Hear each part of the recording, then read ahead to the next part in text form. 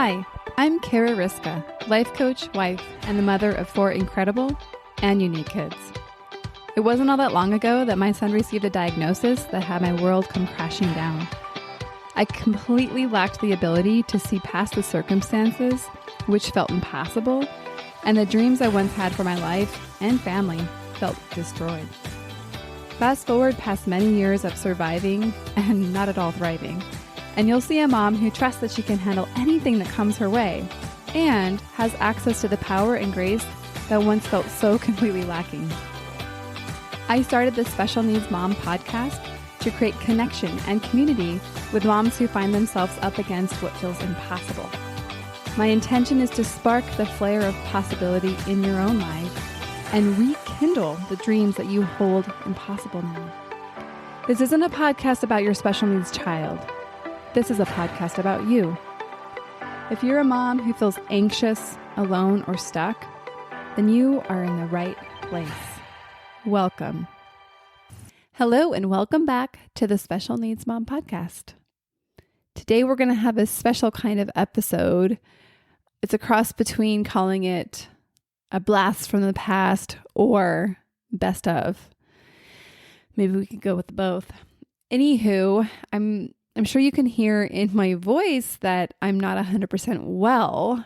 I'm actually at the tail end of a cold, so I feel pretty decent right now.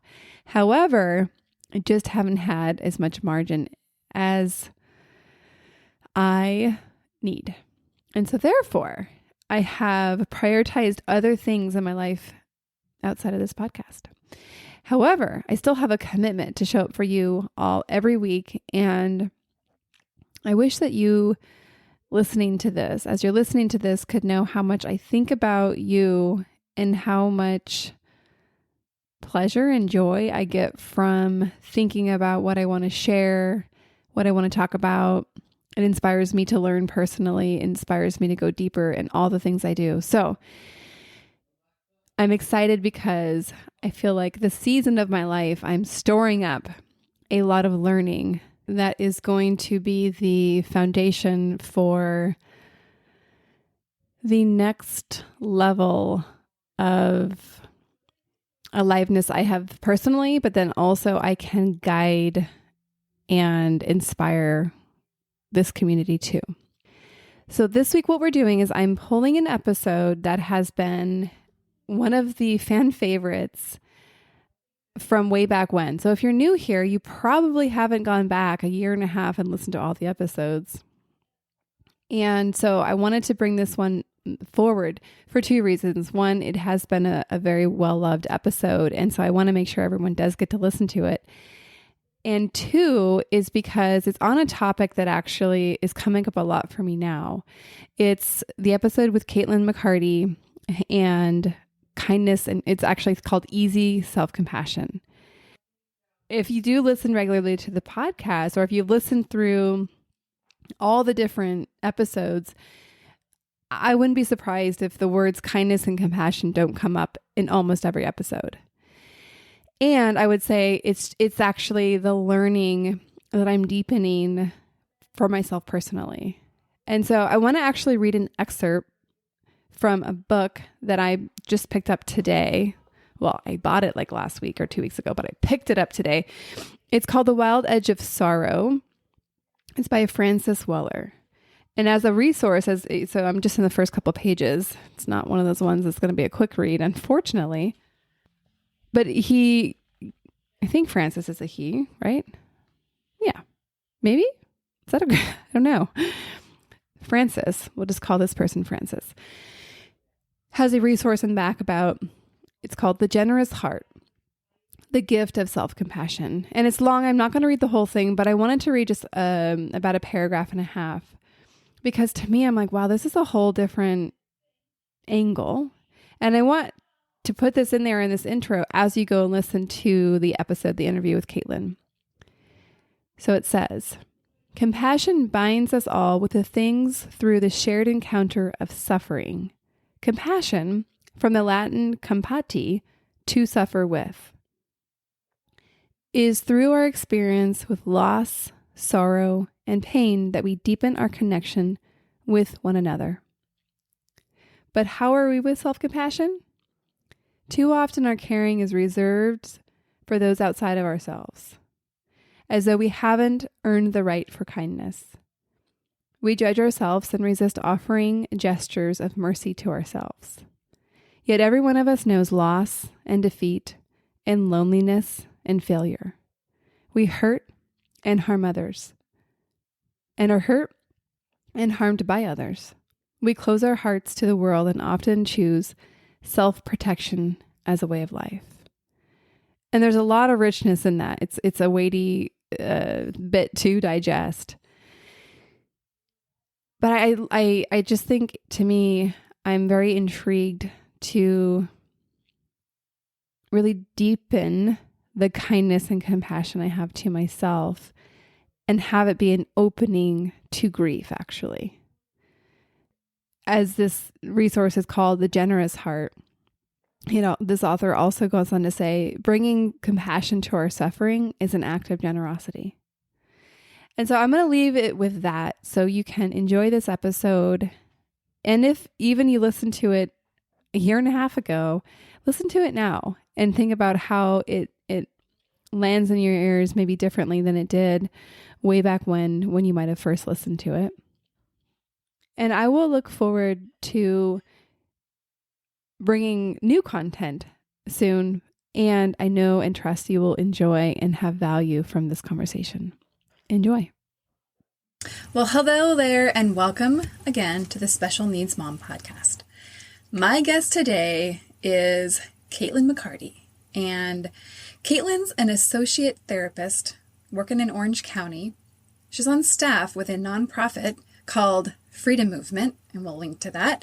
Freedom Movement works towards creating a safe space that fosters healing, hope, and the courage to love who God created you to be. Kaitlyn sees her work at Freedom Movement as carrying an extension of this heartbeat. And she creates a space for the individual to explore her own story and her own heart in a way that brings understanding and growth. She comes to Freedom Movement with over 15 years of experience in ministry, and Kaitlyn's been married 17 years, has 4 daughters, ages 14 to 3, and has a BS in psychology from Cal Poly, San Luis Obispo, my favorite, and a master's in marriage and family therapy from Fresno Pacific Bible Seminary. I just finished this episode recording with Kaitlyn, and we talked about compassion. We talked about suffering. We talked about expanding ourselves. And it was a conversation that served me, and I absolutely know it's going to serve you. Let's get right to it. Kaitlyn, oh my gosh, welcome to the show. I am so glad that our worlds have stayed connected over, I think I just spit out 20 years. I think it's been about 20 years that we've been acquaintances, and thanks to the invention of social media, we've gotten to stay connected.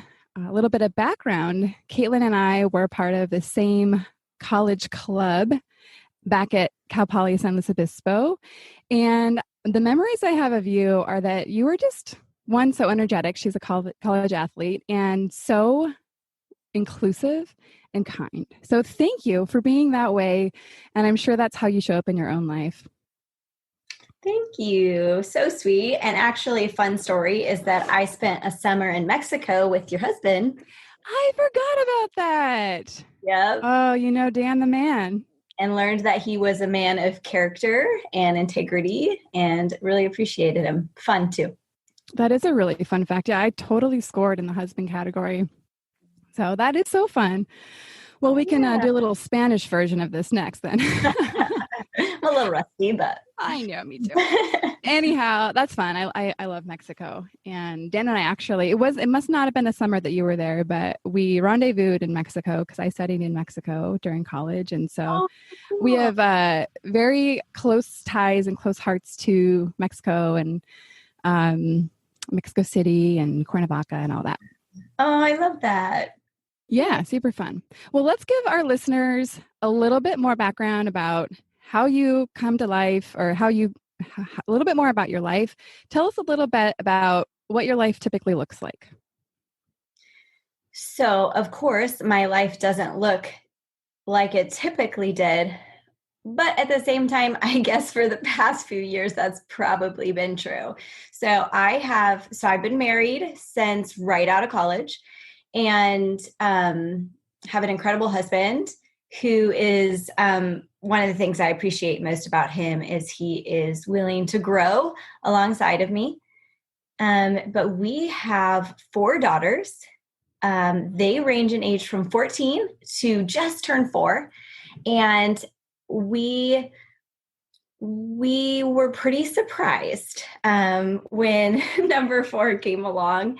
And that's funny. So that was kind of when all of the unexpected started in life. And, it's funny because I work for an organization called Freedom Movement. It's a nonprofit. It's just, it's a one of a kind. It's incredible. And I actually went to a vision dinner, 5 years ago for Freedom Movement. And they were talking about how one day they would love to open some sort of a counseling center that would be like an extension of their heart and what they do on tour and what they do with churches and that kind of thing. And I just started praying about that. And I felt like there was just this big yes, that like this was meant to be for me to join this. And actually the next weekend, I found out I was pregnant. Oh so the past 5 years have really gone so differently than I anticipated. However, there has been a lot of really exciting things that have played out in it. And I think as quarantine came along, I felt a little bit more used to the pivot because my life has included a lot of pivots. Yeah, it sounds like it. And you work as a therapist, right? Primarily? Yeah. So I did my master's in marriage family therapy right after undergrad. So 15 years ago, something like that. And I graduated like 15 years ago. And then had my first kid right around the same time. And so just within the last couple of years did I go back and start. I did a lot of volunteering, a lot of ministry, but just in the last couple of years did I start actually moving forward with doing therapy. And it's interesting how much I have grown and learned since I graduated. I can only imagine the difference about when you did the education part of that versus now when you're practicing it every day and working with people, how different it is, especially when you add that 15 plus years of life experience.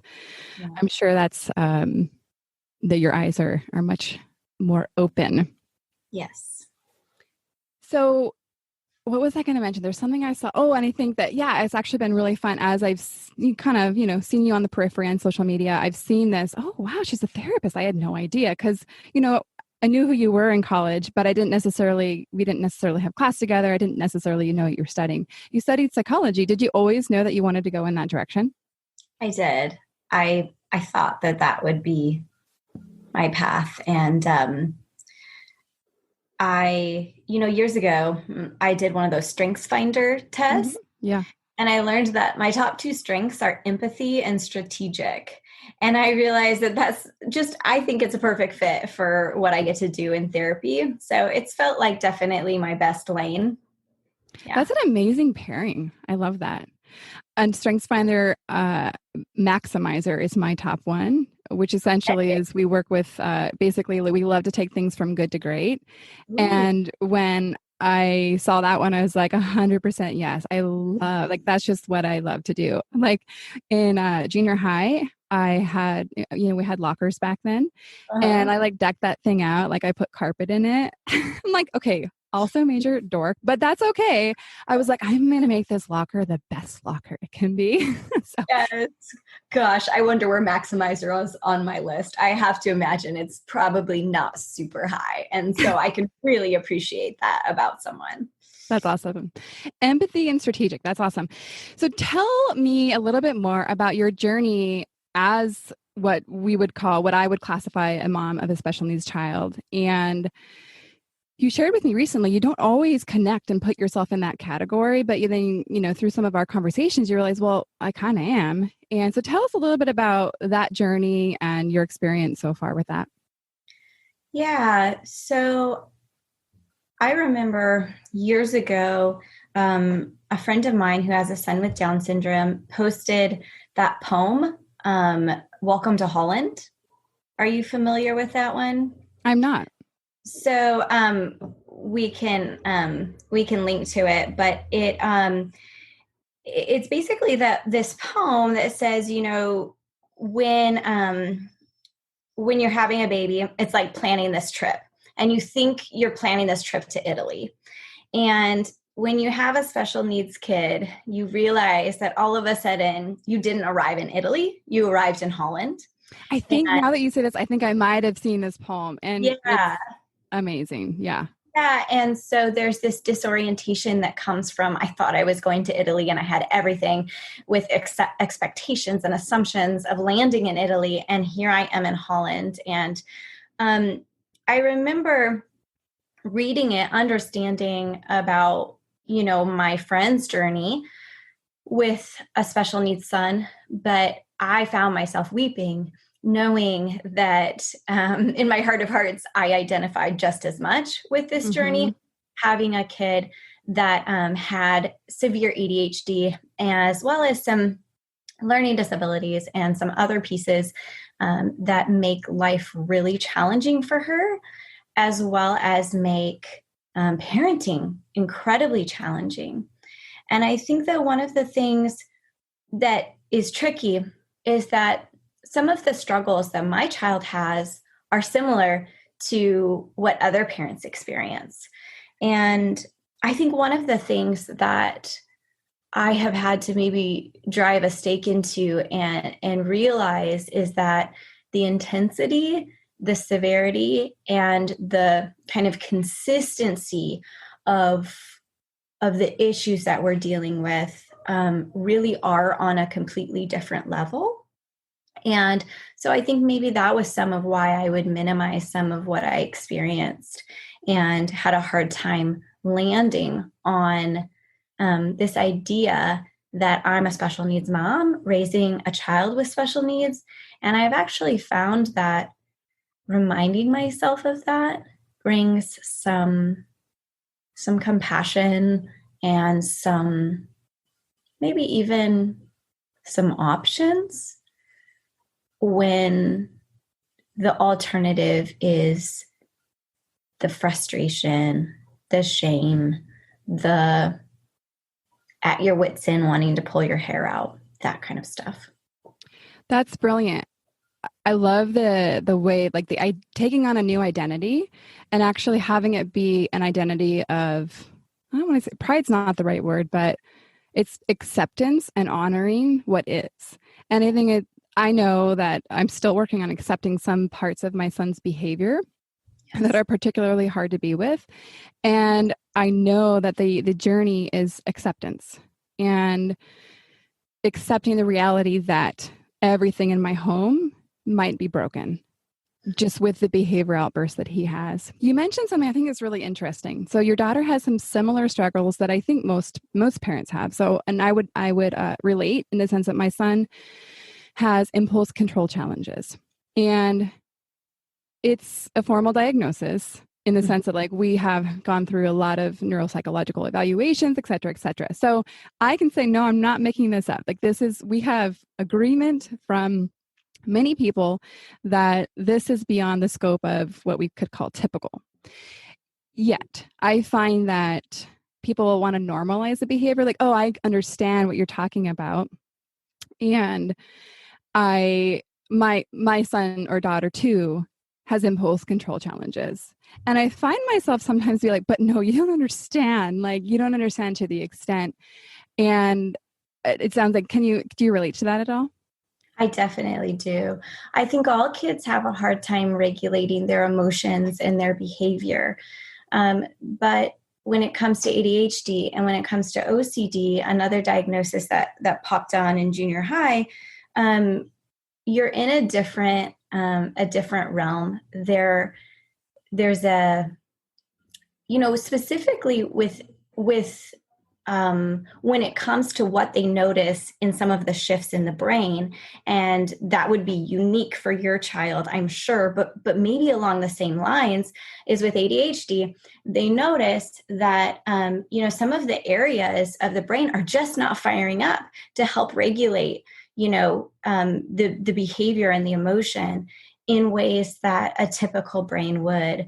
And I have found, kind of like you were saying, is that some of that information is really empowering to me because I can remind myself, no, what this child is dealing with looks different, and how I approach it in parenting has to look different as well as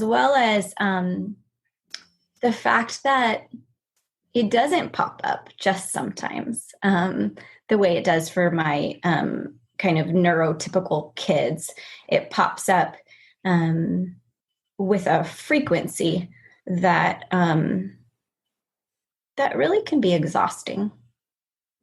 I hear you. Probably a frequency and probably an intensity is my guess. And the intensity sometimes for me can be, I almost wish sometimes people could watch it, because a couple friends have seen a couple things here and there. And they've even said to me, Kara, like, I know you've told me what you experience, but I didn't, like, they said it in a nice way. They said, I didn't believe you. And because it almost is unbelievable to see, because my son is so sweet and so tender and he loves people so much. And when he's in a state of emotional dysregulation, he's a very different person. Yeah. And I think what you hit on is allowing us to remember. And so in my case, in my son's case, the impact from his surgery actually did damage the part of his brain that would be regulating these things in a typical child.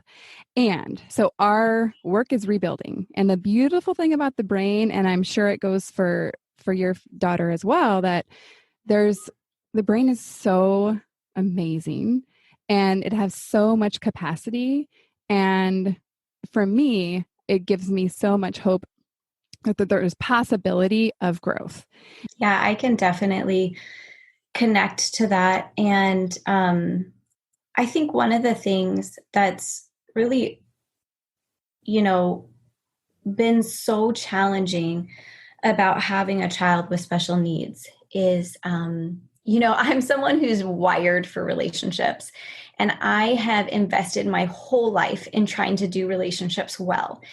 And then I had this child, my first child, who I felt like a huge failure. For the first 4 years of my child's life, I felt like I looked at everyone else and I thought, clearly, I'm doing something really wrong. Because there were certain things like being hard to transition, or just having trouble regulating emotion, behavior, that kind of stuff that came up from birth. And I used to pull her out of everywhere we went, like under my arm, kicking and screaming, going, something's not right with this. It wasn't until about 4 that I started saying, oh, this actually might be about this child, maybe even more so than my parenting. But even at that point, I think one of the hardest things in life is not knowing how to partner with someone that you love so much. You want to be able to come alongside someone you love and just like love them well. And you think, gosh, if I'm kind, I'm loving, then that should reap a reward. But parenting with my child, it didn't look typical. And I had a master's in marriage family therapy too, right? I thought like, I think I'm good. I think this will go really well. But I was humbled from the very beginning, which in a lot of ways I can look back and appreciate who I've become in all of that. But I think that, one of the biggest challenges was being confronted with, I don't know what to do. I don't know how to help this person. I don't know how to partner well with them. I don't know how to love them. And I think when faced with that, it feels kind of like this precipice of like, what's next? And I think what it really looked like was, oh my gosh, I have to now dig in even more and figure out how to grow and how to shift in that. And that's kind of where it's like, okay, I actually am in Holland. And there are some incredible things in Holland, even though I thought I was going to be in Italy. But actually, one of the biggest things is the way the growth process has changed me so much that makes me so thankful for having arrived in Holland, if that makes sense. It makes so much sense. And I want to hear a little bit more about that growth and change process. But before we go there, you mentioned the wanting to love your daughter so well, that concept. And you didn't necessarily say it, but I think the experience, my guess, is in situations where sometimes it's really hard to love her behavior or the experience that you're having as a mom. I have really been thinking a lot about this lately because I think that it's like it actually asks our brain to kind of be in two possibilities at one time. Because in one hand, we have to fully and wholly accept this child for exactly who they are, not for who we wish they were or that we think that they can be one day. Yeah. And then on the other hand, it's our job to teach our kids the skills that we believe that they will benefit from having in life. And so we're asking them to be different than they are, right? Or to learn something. Right. And so we actually have to ask our brain to kind of go in these two places at one time. Mm-hmm. And it's really been that I've been kind of really digging deeper and deeper into this. And so what would you say about kind of how you hold those two things for yourself? One of the things that comes up when you talk about that is this idea of outcome. I've realized, especially over the last couple years, that I have a lot of ingrained expectations in me and a lot of things, even just culturally, when we think about how we're wired for productivity and success and an outcome, really, is that I think that there's a lot of areas where I really hold on to this idea of outcome. I hope that if I do these certain things, or if I can get my child to do these certain things, it will present a certain outcome. And there's been just a lot of times where I have to step back and maybe get some awareness of what outcome I'm trying to pair things up against and let that go and maybe pick up another alternative. Like, yeah, I'm not even sure what it would be at this point. Maybe it's sitting in the tension of like what you're talking about, a level of acceptance and kind of a determination towards growth, even if that growth isn't lined up with the certain outcomes that we would maybe ascribe to as like best case scenario outcomes. That makes so much sense. And I remember this moment in my kitchen where I was confronted with something about my son's health, a habit that he has that it just kind of really triggered me every time. And I had this thought, and this might sound kind of morbid to some people, but I trust that we'll go with it here. I had this thought that maybe he's not supposed to live to 80 or 90 years old, just like the prescribed, this is the way that we should do life should go. Now, to be clear, by no means do I want him to not have a long, wonderful life, but accepting the idea that the life that he is supposed to have might be different than the life that I prescribed for him. And so I think that's when you talk about outcome, I love the freedom in like letting go of the outcome that we think is best for them, and kind of allowing a bigger picture in, and actually like realize that that's a limiting way of thinking about it. And by holding more loosely to what we think life should look like for them allows so much freedom. So thank you for putting that in there. So let's talk about this growth. You mentioned earlier that, having the particular set of children that you have has been the single most causal agent of your personal growth and change. Yeah. And I would love to hear a little bit more about that.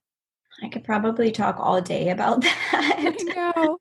because it's just been so much. But I think it's definitely, I'm constantly bumping up against things that are outside of my control when it comes to parenting my child, my kids, and when it comes to, what it looks like to be able to have things turn out the way I want them to turn out. And so I think that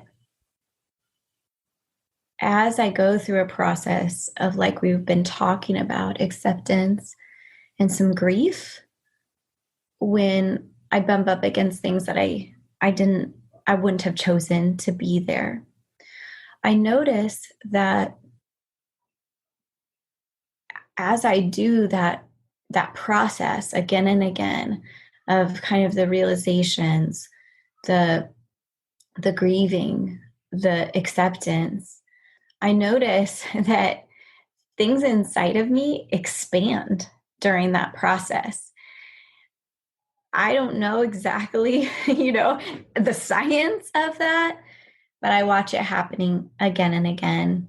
I think there used to be a lot of judgments that I would make about people, about what the process should look like, about what parenting should look like. And also I used to exist pretty well inside some boxes.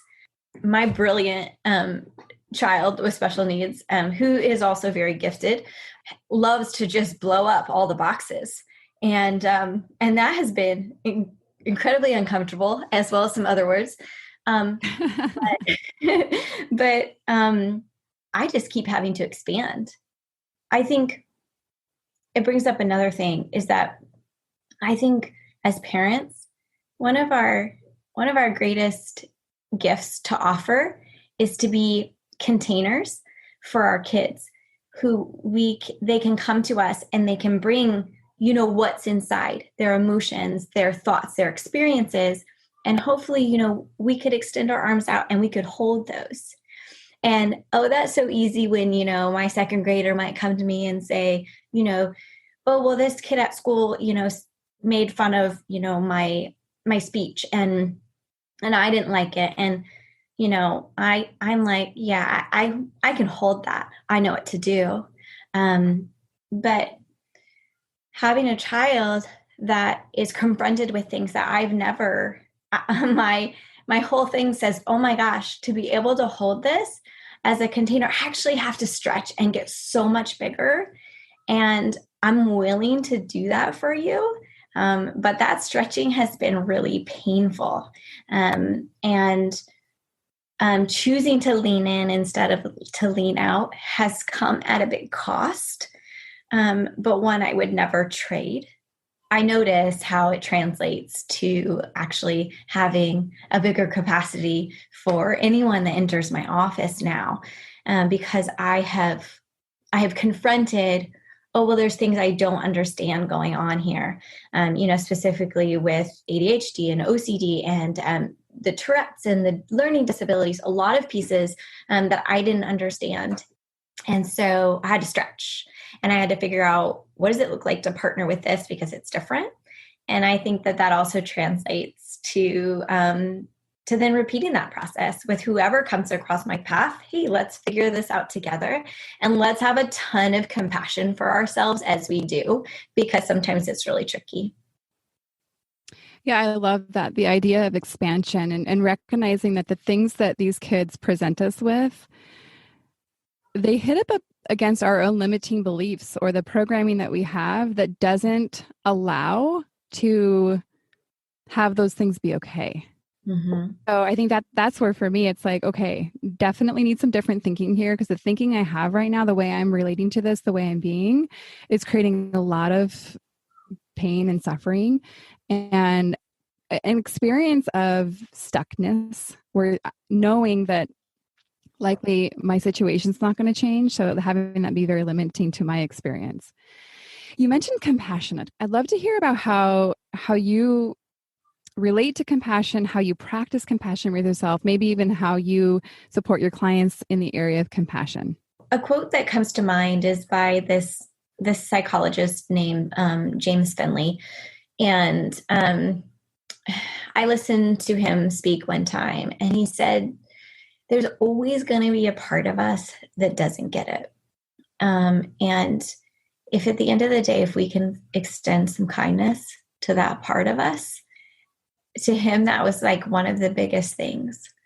And that just really struck me, because honestly, at the end of the day, there's always a part of me that falls short, that doesn't get it, that maybe realized something that I thought otherwise for so long, or, right? There's just these limited parts of myself.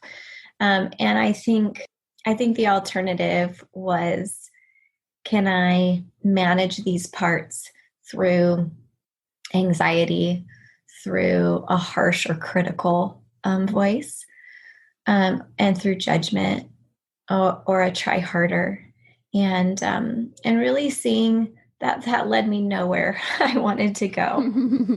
We've all tried it. Right? And we keep trying it, I'm sure. Yeah, we do. But if I can make a little bit more room for kindness, like when all of a sudden I'm upside down because my child's behavior, really impacted me, and I lost my temper, and all of a sudden I'm upside down again.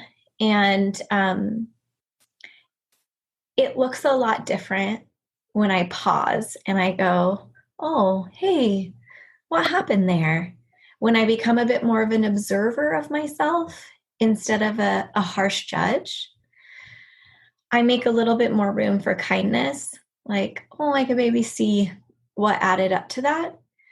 I also notice that it lends to some more options. If I can be observant and kind as opposed to harsh and judgmental, I then can go, hey, maybe there's something I'm needing here that I want to address. Or maybe there's something I want to talk out with somebody. Or maybe there's just something we could all grow in. It feels like I can access those options more through that route of observation and kindness, with the acceptance that I'm limited, that I'm flawed, that I'm always going to sometimes get it wrong. I love the way you just described that. Especially, you said a couple times, a little bit more kindness. And I think that, to me, it kind of describes the approach of compassion. Recognizing it's not all or nothing, right? It's not like, oh, I'm either going to be compassionate or I'm going to be judgmental. But compassion is bringing that little bit more kindness, right? And I love the picture that you described. And I can imagine myself like in my own kitchen. We have a lot of issues in the kitchen. In the kitchen where we're, in the middle, or maybe just after an explosion, literally, things flying everywhere. And where if I give myself it to my own experience and to like be in the humanity of what it's like to, in my case, physically have something that's like feels physically safe right now. Right. And just to give yourself that little bit of space and a little bit more kindness. And something that I practice with my clients in whether it's kindness, compassion, or a lot of different things, is practicing 1% more. And it kind of gives our brain the idea of like, oh, okay, like I just have to be a little bit different, or access something a little bit different than what I've been doing. And so I really love a little bit of compassion. Recently, I posted on, I'm kind of switching gears. You recently posted on Instagram something that I resonated with so significantly. It was about suffering. And I'm going to read actually a couple things that you wrote. I'd love to kind of just expand the conversation. You wrote, we live in a culture and a church culture that has attempted to eradicate suffering. And you also wrote, Christian culture can be dangerously good at trying to keep the, in quotes, bad out. And I'd love to hear kind of more on that. I'll actually share a little bit more about my experience before I turn it over to you.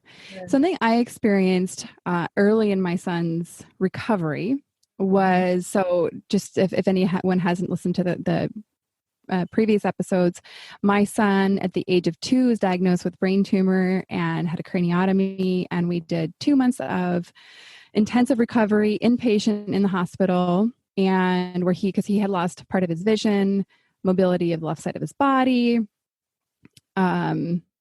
I could go on. And then specifically as some medical conditions that require him taking supplemental hormones. And at that point, it wasn't even the behavior challenges because he was an adorable 2-year-old. Mm-hmm. And I noticed my experience of relating to people was that people would say, "Hey, how's Levi doing?" Mm-hmm. And I would go into then, "Oh, well, let me tell you all the updates since you asked." And I would actually, I think I was probably desperate to be sharing this with somebody. So probably there was a lot of stuff on my side as well. But what I experienced, and this is just kind of my judgment, right, was that people were like, I actually just wanted to hear he was okay. I mean, that was what I was thinking, how they were responding. They didn't want to do the long journey of where like he wasn't walking yet, and no, this is how he is forever, and like we're not back to before, and et cetera, et cetera. And so I just noticed that I found that people really only wanted, "I'm doing great" answer. And I've noticed, so I'm very aware of it now. I'm probably a little bit resistant when I even go into church and it's like, everything has to be good here. And I guess I'm almost like, no, everything doesn't have to be good here. And so I'd love to hear kind of your take and experience with that yourself. I think for us as humans, we just naturally gravitate towards categorizing things and trying to put things in, the categories that make sense to us.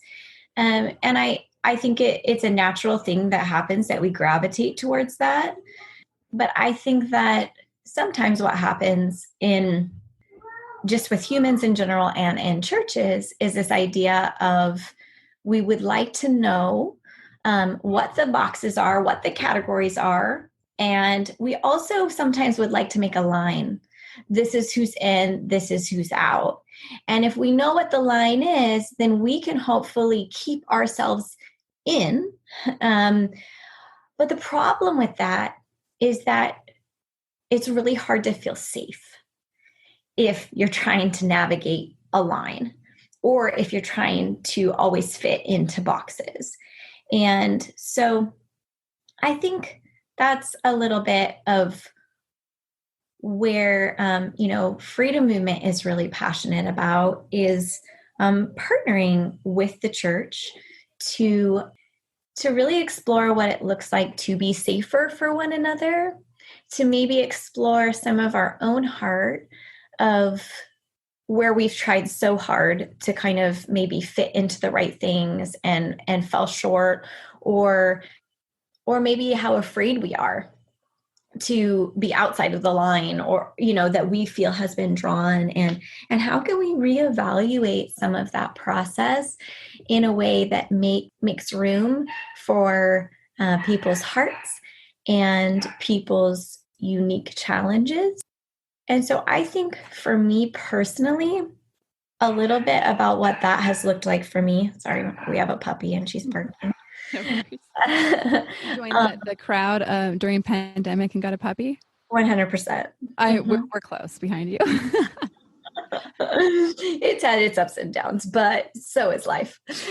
So I think that one of the things that I think has been really important for me on this topic is I'm a pleaser, and I have always fit pretty well in the boxes, but I've always been super scared of getting in trouble. And so there's been certain reactions towards my child that have really caused me to question my child, to question myself, to question my parenting.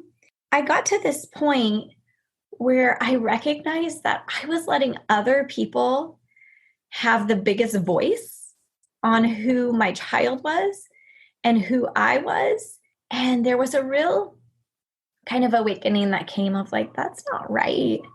I don't want anybody else to define my worth or my child's worth.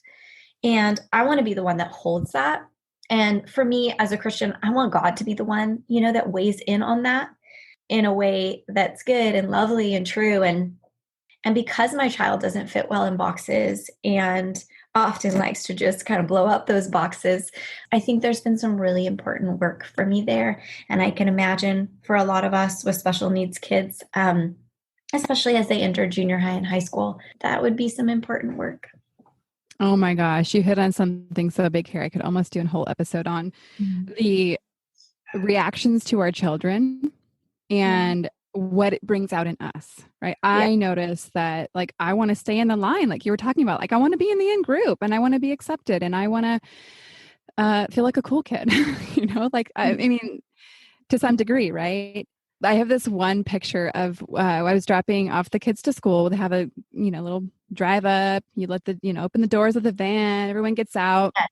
Yeah. And on this particular day, my son Levi was having some emotions about some things, and he tried to shut me, like, so he can be very physically aggressive, and he was trying to like shut me in the door, like in my door, like he was trying to slam the door on me.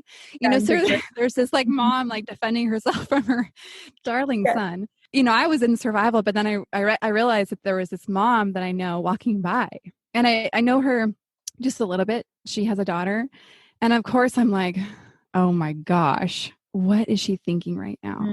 It's so easy for me then to take that, maybe it was being embarrassment, take that embarrassment out on my child, right? And say, and I mean, I can only imagine the things I might do when I'm acting from that embarrassment. And I think what you just touched on is like really being willing to, like you were talking about earlier, expand enough to where the rules, and we actually say, that doesn't work for my child, or no, I'm not going to follow that social norm because there's just so many things we could say here as moms, but really like being the mom who's willing to be uncomfortable and to break the rules and to stand for what's right for your child. It takes a lot of strength inside, right?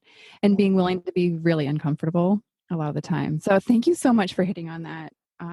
I think that actually would be a really, really great future episode. Getting close to the end here, and you mentioned a couple times the word grief. And I know my experience has brought on so many different episodes of grief.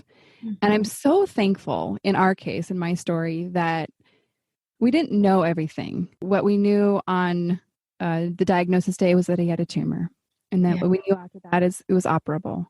After a surgery, we knew he survived the surgery, but we didn't know the visual impairment. We didn't know the extent of essentially the brain damage and the physical. And we, for years, didn't know the behavioral challenges. And I'm so thankful for that because it's allowed me to almost have bite-sized pieces. And, that's not always the case. We don't always have that luxury. But I'd love to hear a little bit, like both from your experience as a mom with grief, but then also your how you would support people to think about grief, kind of from your training and your background. I think oftentimes we just associate grief with death. But grief comes up with losses that we experience, and those losses could simply be a loss of expectation. And I think oftentimes we don't connect a loss of expectation with grief, but what's actually happening internally is some grief is bubbling up. I had a miscarriage when I was, for my first pregnancy, I miscarried, and I experienced so much grief around that. And I realized that a lot of the grief was really linked to the expectations I had of what life would look like moving forward. And I think that was when that realization really hit me, was because I had to make some room to grieve. And when we don't, even if grief is what's going on because of a loss of expectation or things not working out the way we hoped, or being faced with a diagnosis that we would have never chosen for our child, oftentimes we notice a lot of other emotions, and that might be anger, or anxiety, or maybe being distraught or panic, or just feeling stressed and exhausted. we might want to ask ourselves, is there some grief underneath this other emotion that I'm experiencing? And for me in this journey, probably 9 times out of 10, there has been. And when I stop and think through or talk through what that grief might be related to, it's given me a lot of clarity, so that I've been able to oftentimes move forward. It's surprising to me how when we don't acknowledge our grief and when we don't grieve, how stuck we can get. How do you notice that people try to cover up or avoid the grief in your professional work? Moving towards control. Oh, yeah. I love control. I mean, I love control as much as anybody, but particularly in working with my clients in a coaching capacity, what's great is control masquerades itself for people as being like a really good mom, right? And so like what looks like someone that's like just on top of things, organized, and I'm not saying any of those things are bad by no means, but there's this element of which it's starting to control the essentially uncontrollable or controlling other people, so that it's brilliant. I mean, it really is brilliant, but unfortunately it doesn't work. For me too, I try to control through anxiety, which that just makes no sense. It just makes no sense. And yet again and again, here I am. Well, if I anxiously, think through all of the things and worry about them, then maybe I can somehow control their outcome. Like I say it and it just sounds like, how could that ever work? And yet somehow I often think I'm gonna, help something, or at least I'm doing something, there's this motivation there. At least I'm doing something, or maybe I can try to control the outcome by my anxiety. Oh man, that word anxiety, it comes up, I think, for all of us and in so many different ways. And kind of as we come to a close, I'd love for you to touch on this really quickly. How, when you notice you are experiencing anxiety or even creating anxiety, how do you handle, like, how do you be with yourself? Yeah. So I would say a couple things. Oftentimes when we move into a place of anxiety, we get a bit outside of ourselves. And so a breath can often... So oftentimes when we start to experience anxiety, parts of our brain kind of take over and kick us into kind of this, hyperdrive type thing. So I've really found that a couple deep breaths, they don't solve everything. But what a deep breath will do is will actually just make room for some more options moving forward, instead of just hopping in that anxiety train and like driving off into, all those wonderful places it drives us, as you all moms know. So, so taking a deep breath to start. And then one of the things that ties back to what we talked about earlier, but that has been really important to me, is saying, like, what negative outcome am I reading into this situation right now? And then occasionally I'm reading a negative outcome in because something happened in the past that really makes me believe it could happen again. So that might be a place that I want to extend some compassion to, of like, well, I did experience that really hard thing before, so I'm not surprised I'm reading this negative outcome in it. Like what you just shared about your experience at the hospital yesterday. I think we could have so much compassion for your brain and body going, wait a minute, I know some negative outcomes here for me that I would like to avoid. And anxiety wants to take over and it wants to try to protect us. And we can appreciate, that, but we also know how unhelpful and how it can really lead us astray. Yeah. I love that question that you ask. I think it's such a powerful pause and reflection question moment, where as soon as you notice that kind of spinning of anxiety, you can pause and ask that question. And the experience Kaitlyn's referring to is I shared on social media yesterday. So Levi had his annual MRI scan. yesterday morning, which also happens to be the to the day 9-year anniversary from when he had his craniotomy, it was crazy when it got scheduled.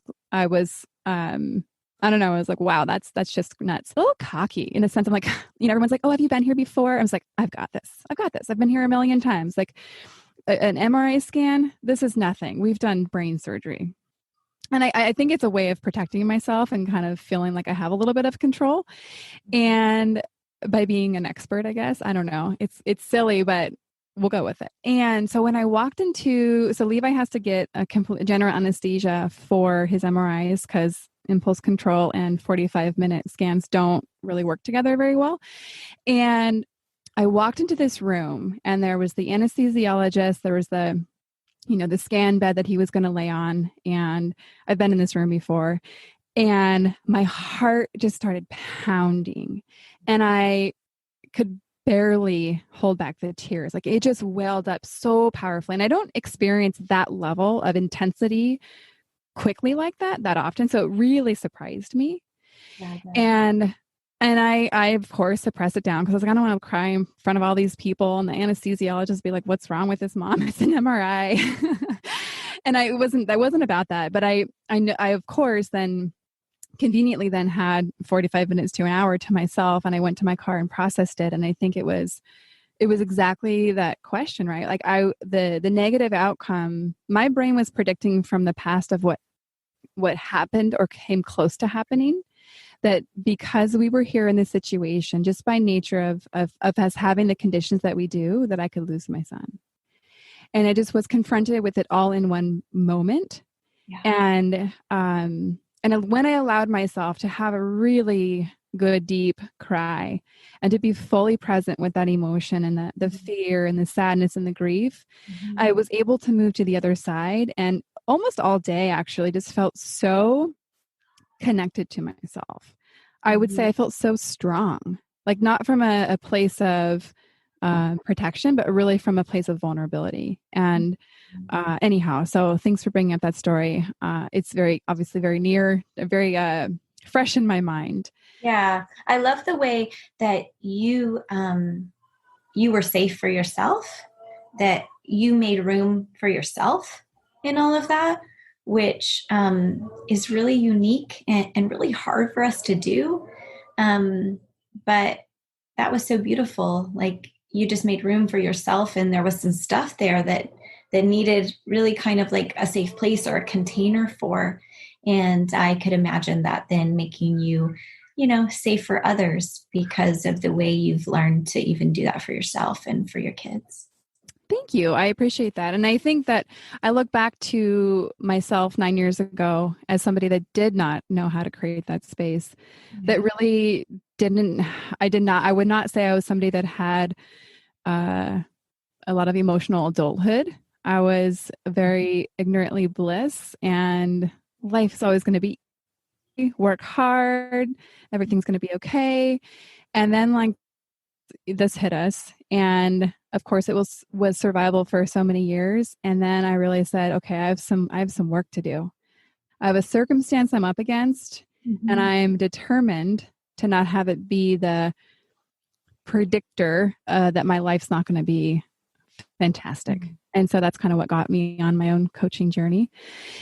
As we wrap up, I'd love for you to share a little bit more about Freedom Movement as a potential resource for anybody. And so let's hear a little bit about that.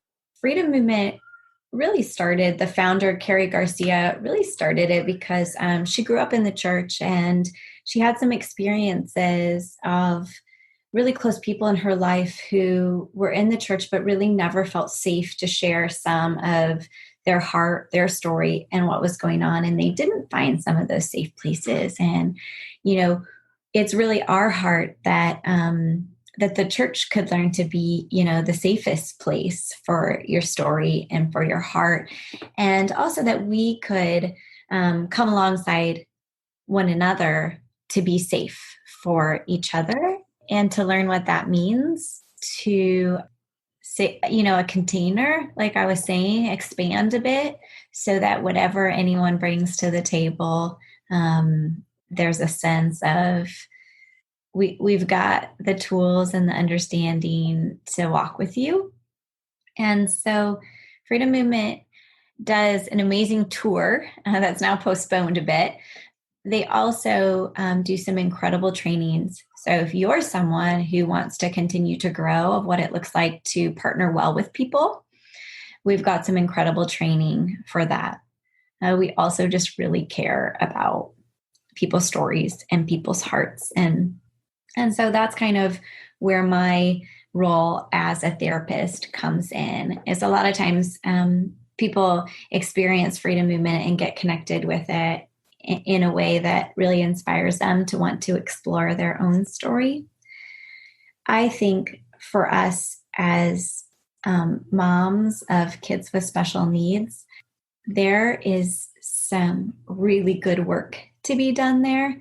And it's something I'm passionate about partnering with people in as well, because I have seen in my own life that it was honestly the hardest work I've ever done. And yet I think about the 14 years of this journey, and I am 100% a different person because of it. And I am so proud of her. I'm proud of who she has become because of that work. And I'm so thankful for the beauty that has grown in the midst of the suffering, the struggle, the pivots, the having to learn and grow. And I definitely wouldn't trade it. I have a ton of compassion and understanding to just really want to make room and be that container for people as they journey whatever it might be, even if it's their own disabilities or mental health that's coming up. So I work with Freedom Movement doing one-on-one counseling.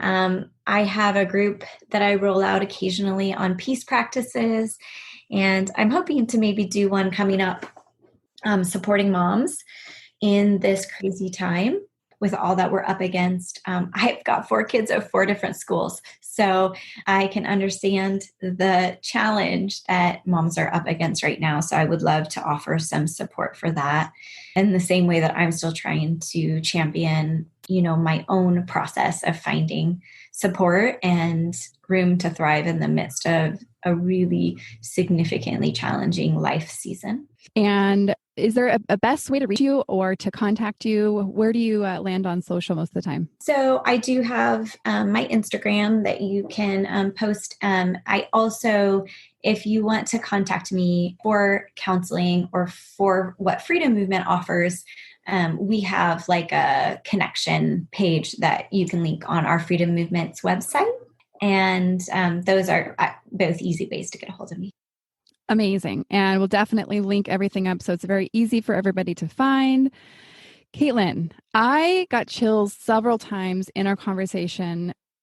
I got so much value from it. And so I completely trust that this is going to connect with other people. And my vision for this podcast is that it's in some way a connection place, even though it's kind of weird because we're not actually gathering together, but that we connect to one another's story. And even though your daughter and my son have very different circumstances, I think our experiences as moms has so much overlap and similarity. So I'm so thankful for you. Thank you so much for your time, your expertise, your vulnerability today. Yeah, and I just want to thank you because as I've been reading your Instagram, and I reached out about it, but as you share about your experiences as a mom with a kid with special needs, I keep finding myself in those experiences, and those are opportunities to remind myself, oh, that is you, even if it doesn't always look like it, or maybe there's not a specific, disability that makes you, confirmed of that. But I think for many of us moms, we kind of know in our heart that we have this unique path. And I love the idea of being able to really support one another because there is something that we know is different, and that different can be super hard. And that different can also be really beautiful. I love that. Hard is not always bad. And there's so much beauty in this life. And these kids have brought us so much life and light. So thank you. And we'll see you in the next show. So there you have it. That's the end of our show for today. And I'm so glad you were with us.